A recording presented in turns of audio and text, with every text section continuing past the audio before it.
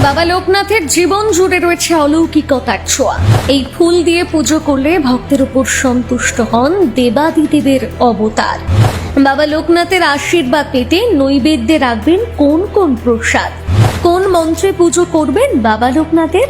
লোকনাথ বাবার প্রিয় পাত্র হয়ে উঠতে গেলে অবশ্যই মেনে চলুন সহজ এই নিয়ম। প্রায় প্রতিটি বাঙালি হিন্দু পরিবারে অত্যন্ত শ্রদ্ধার সাথে পূজিত হন বাবা লোকনাথ। অনেকেই মনে করেন বাবা লোকনাথ স্বয়ং দেবাদিদেবের অবতার। লোকনাথ বাবার গোটা জীবন জুড়ে রয়েছে নানান অলৌকিক অভিজ্ঞতার কাহিনী। আবির্ভাব তিথি ও তিরোধান দিবস ছাড়াও বছরের অন্যান্য দিনগুলোতেও আরাধনা করা হয় বাবা লোকনাথের। পুরোহিতরা বলছেন বাবা লোকনাথের পুজোয় প্রয়োজন হয় না বিশেষ কোনো আয়োজনের। ভক্তি ভরে নিষ্ঠার সাথে তার আরাধনা করলে খুব অল্পতেই ভক্তের ওপর সন্তুষ্ট হন লোকনাথ ব্রহ্মচারী। উত্তর 24 পরগনা জেলার কচুয়া গ্রামে জন্মাষ্টমী তিথির দিন বাবা লোকনাথ জন্ম নেন এক ব্রাহ্মণ পরিবারে। লোকনাথ দেবের বাবা ছিলেন রামনারায়ণ ঘোষাল, মা কমলা দেবী। খুব অল্প বয়সে উপনয়নের পর সংসার জীবন ত্যাগ করেন বাবা লোকনাথ। এরপর নানান প্রতিকূল পরিবেশে সাধন করে অর্জন করেন বিশেষ জ্ঞান ও শক্তি। পণ্ডিতদের মতে সাধারণত দিনের আলো থাকতে থাকতেই বাবা লোকনাথের পুজো করাটা অত্যন্ত শুভ। অনেকেই বলেন মিছরি খুবই প্রিয় বাবা লোকনাথের, তাই লোকনাথ পুজোর প্রসাদে মিছরি রাখাটা আবশ্যক।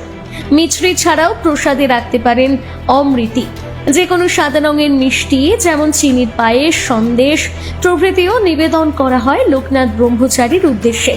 সাদা রং যেহেতু বাবার খুবই পছন্দের, তাই সাদা রঙের যে কোনো ফুল রাখা যেতে পারে পুজোয়। নীল শাপলা লোকনাথ ব্রহ্মচারীর পায়ে অর্পণ করতে পারলে পেতে পারেন তার কৃপা দৃষ্টি। মনে করা হয় বাবা লোকনাথ ছিলেন মহাদেবের অবতার, এই কারণে বেলপাতাও নিবেদন করতে পারেন লোকনাথকে। ভোগ হিসেবে রাখতে পারেন ভাত, ডাল, চচ্চড়ি বা খিচুড়ি, পাঁচমিশালি তরকারি। পাশাপাশি নৈবেদ্যের তালিকায় রাখা যেতে পারে যে কোনো প্রকার মরশুমি ফল। পুজোর পর প্রথমে প্রসাদ বিলি করতে হবে বাড়ির ছোটদের, এরপর সেই প্রসাদ গ্রহণ করতে পারেন বড়রা। প্রতি সোমবার মহাদেবের সাথে পুজো করতে হয় বাবা লোকনাথেরও। পুজোর সময় উচ্চারণ করতে হবে জয় বাবা লোকনাথ, জয় ব্রহ্ম লোকনাথ, জয় শিব লোকনাথ, জয় গুরু লোকনাথ এই মন্ত্রটি। বাবা লোকনাথ একবার ভক্তদের উদ্দেশ্যে বলেছিলেন, রণে বনে জলে জঙ্গলে যখনই বিপদে পড়িবে আমাকে স্মরণ করিও, আমি রক্ষা করিব। আজও বহু লোকনাথ ভক্ত বাবার এই উপদেশ মেনে বিপদকালে স্মরণ করেন তাকে।